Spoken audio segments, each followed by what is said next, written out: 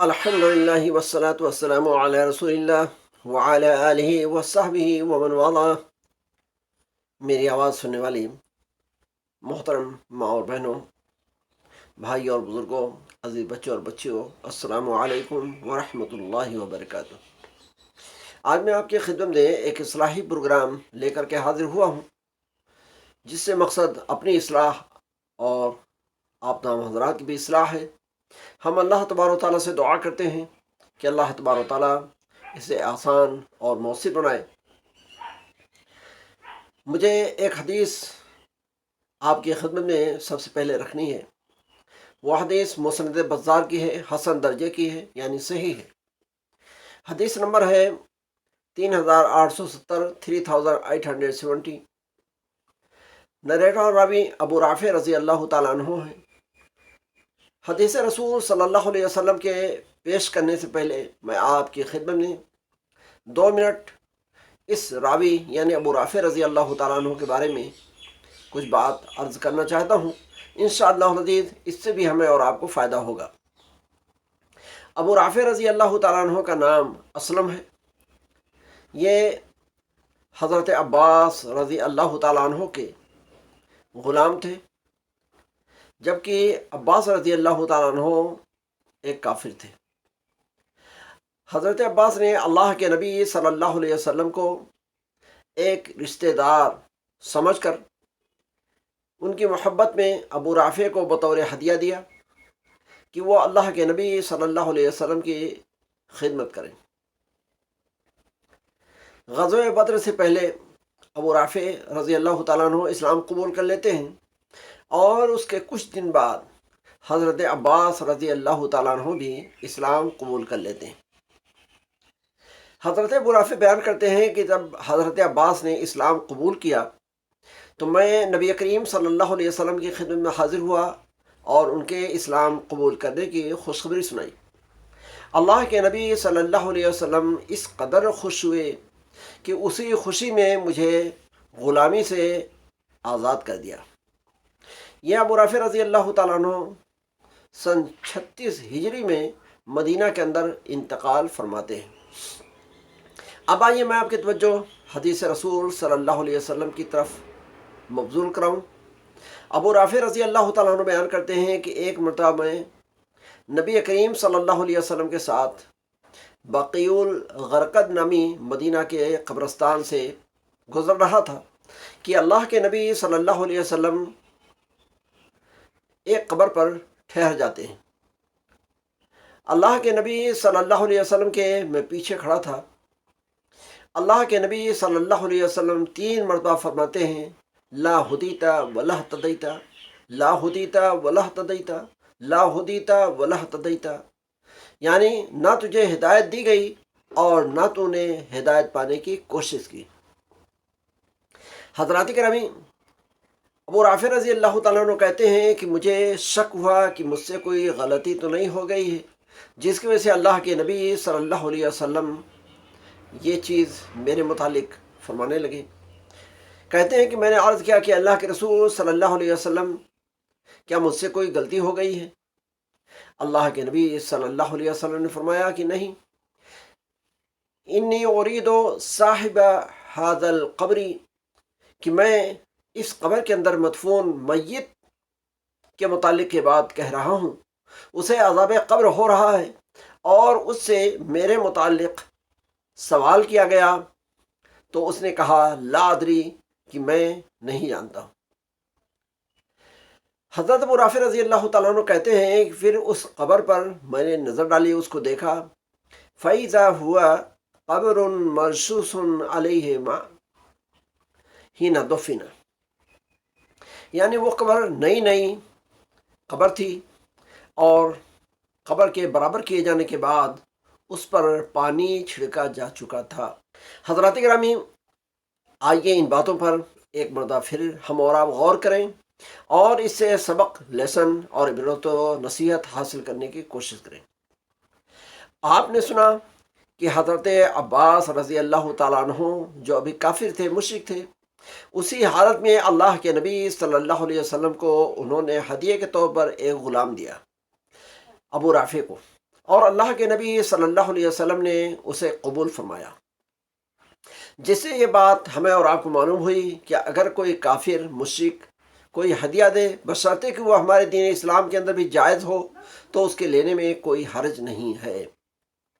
دوسری بات ابو رافع رضی اللہ تعالیٰ عنہ نے بیان کیا کہ ہم اللہ کے نبی صلی اللہ علیہ وسلم کے ساتھ بقیع الغرقد نامی قبرستان کے پاس سے گزرے۔ اس سے بات معلوم ہوتی ہے کہ آج جسے لوگ جنت البقیع کہتے ہیں، مقبرۃ البقیع کہتے ہیں، جو مسجد نبوی سے اگر آپ طریق ملک عبدالعزیز سے ہو کر جائیں تو 5 منٹ پیدل لگے گا، اور اس کا ڈسٹینس، اس کی مسافت مسجد نبوی سے 2.4 کلومیٹر ہے۔ اس جنت البقیع کا نام اللہ کے رسول صلی اللہ علیہ وسلم کے زمانے اور صحابہ کے زمانے میں بقیع الغرقد تھا۔ بعد میں لوگوں نے عقیدت محبت کے طور پر اس کو جنت البقیع کہنا شروع کیا۔ ایک بات ہمیں اور آپ کو یہاں پر یہ بھی معلوم ہوتی ہے کہ عذاب قبر جو ہمارے دین اسلام کے بنیادی عقائد میں سے ہے، یہ عذاب قبر علم غیب سے تعلق رکھتا ہے۔ کوئی بھی شخص اپنے ذاتی عقل اور علم کی بنیاد پر قبر کے حالات، برزخ کے حالات معلوم نہیں کر سکتا ہے۔ آپ ذرا غور فرمائیں کہ ابو رافع رضی اللہ تعالیٰ عنہ اللہ کے نبی صلی اللہ علیہ وسلم کے پیچھے کھڑے ہیں۔ اللہ کے نبی صلی اللہ علیہ وسلم عذاب قبر کے تعلق سے ایک بات فرماتے ہیں، ابو رافع اس بات کو یہ سمجھتے ہیں کہ وہ میرے متعلق کہی گئی، کیونکہ ان کو عذاب قبر کی خبر نہیں تھی۔ تو اس سے پتہ چلا کہ یہ چیز غیب سے تعلق رکھتی ہے، اور اس کو کوئی شخص بغیر اللہ کے بتائے یا رسول اللہ صلی اللہ علیہ وسلم کے فرمائے نہیں جان سکتا ہے۔ ایک بات یہاں پر یہ بھی معلوم ہوتی ہے کہ عذاب قبر برحق ہے، جیسا کہ صحیح بخاری کے اندر بھی اور قرآن مجید کی بعض آیات سے بھی یہ چیز ثابت ہے۔ بخاری شریف کی روایت ہے، حضرت عائشہ صدیقہ رضی اللہ تعالیٰ عنہ بیان کرتی ہیں کہ اللہ کے نبی صلی اللہ علیہ وسلم نے ارشاد فرمایا، ان عذاب القبر حق، کہ بے شک قبر کے اندر گنہگار کے اوپر قبر کا عذاب ہونا برحق اور سچ ہے۔ حضرات گرامی، یہیں پر ایک بات یہ بھی ہمیں اور آپ کو معلوم ہوتی ہے کہ عذاب قبر جو منکر نکیر سوالات کرتے ہیں، ان سوالوں کے جواب دینے میں ناکام ہونے پر ہوتا ہے۔ لہذا وہ سوالات کیا ہیں اور ان سوالات کے اسلامی جوابات کیا ہیں، اس کے لیے ہمیں اور آپ کو کتاب و سنہ کی اسٹڈی کرنا چاہیے، اور اپنے آپ کو عقیدہ اور عمل کے اعتبار سے تیار رکھنے چاہیے۔ حضرات گرامی، یہ بڑی حدیث سے ہمیں اور آپ کو یہ بات بھی معلوم ہوتی ہے کہ قبر پر بطور ضرورت کے تحت وہ جب قبر برابر ہو جائے، میت اس کے اندر مدفون ہو جائے تو پانی چھڑکا جا سکتا ہے۔ یہ میں اس بنیاد پر کہہ رہا ہوں کہ اللہ کے نبی صلی اللہ علیہ وسلم کی بعض دوسری حدیثیں ہیں کہ اللہ کے نبی صلی اللہ علیہ وسلم کے سامنے قبر بنائی گئی، میت کو دفن کیا گیا، لیکن ان حدیثوں کے اندر قبر کے اوپر پانی چھڑکے جانے کا ذکر نہیں ملتا ہے۔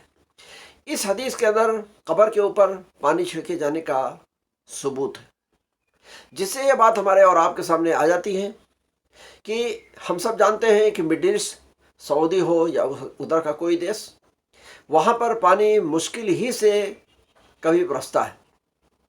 عام طور پر زمین سوکھی ہوتی ہے، ریتیلی اور بالو سینڈی زمین ہے، اور ہوا جو وہاں چلتی ہے وہ ایک آندھی کے ٹائپ ہوتی ہے، طوفان کے ٹائپ ہوتی ہے، جس سے اس بالو والی مٹی کے اڑنے کا بڑا خطرہ رہتا ہے۔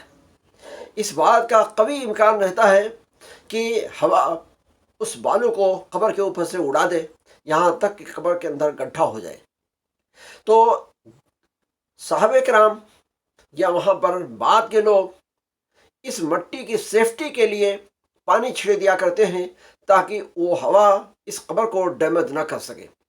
ہم اور آپ اپنے یہاں بھی اگر اس طرح کا کوئی اندیشہ رکھتے ہیں، ضرورت سمجھتے ہیں، تو ہم بھی قبر پر پانی چھڑک سکتے ہیں۔ بہرحال خاص مجھے جو آپ کے سامنے بات رکھنی تھی وہ یہ کہ قبر کے اندر نیکی اور بدی کے حساب سے آدمی کو جیسے راحت و آرام ملتا ہے، اسی طریقے سے اس کو عذاب اور سزا بھی ملتی ہے۔